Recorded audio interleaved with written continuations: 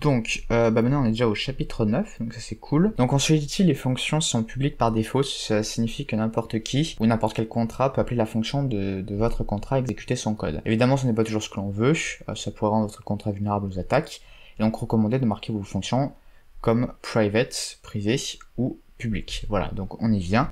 Puis de rendre public du coup seulement les fonctions que vous voulez exposer à tout le monde. Voici comment déclarer une fonction privée, donc on ajoute le mot-clé keyword private après avoir déclaré du coup les paramètres avant d'avoir le début du corps de la fonction. Ça veut dire que seulement les autres fonctions de notre contrat, donc ici le contrat Zombie Factory, pourront appeler cette fonction et ajouter quelque chose au tableau array. Donc personne d'autre ne pourra faire ça, à part les fonctions qui sont dans le contrat.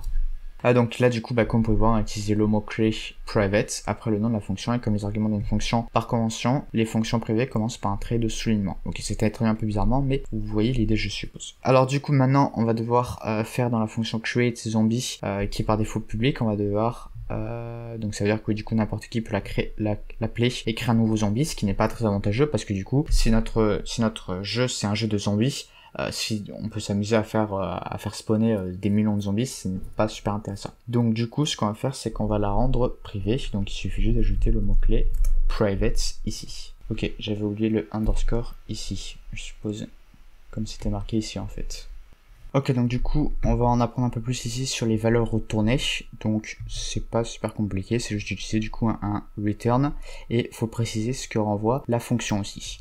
Et faut mettre aussi du coup le mot-clé returns et ensuite le type en fait qui sera envoyé, enfin le type d'élément. Donc aussi la fonction ci-dessus ne change pas un état en Solidity, c'est-à-dire qu'elle ne change pas une valeur et n'écrit rien. Dans ce cas-là, nous pouvons la déclarer comme une fonction view. Vue, ça veut dire qu'elle va seulement voir des données sans les modifier. Solidity a aussi des fonctions pure ou pure, cela veut dire que vous n'avez même pas accès à des données de l'application.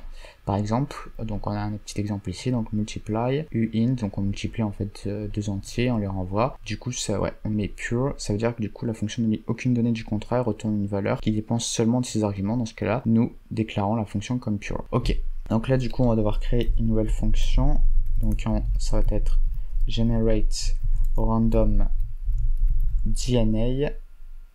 Elle prendra en paramètre un string, on met str, hop, je me suis juste un peu mis les pinceaux, voilà, comme ceci. Elle est private view, j'ai juste un doute sur l'ordre, ok c'est bon, et on met returns, et là uint, elle retourne un uint.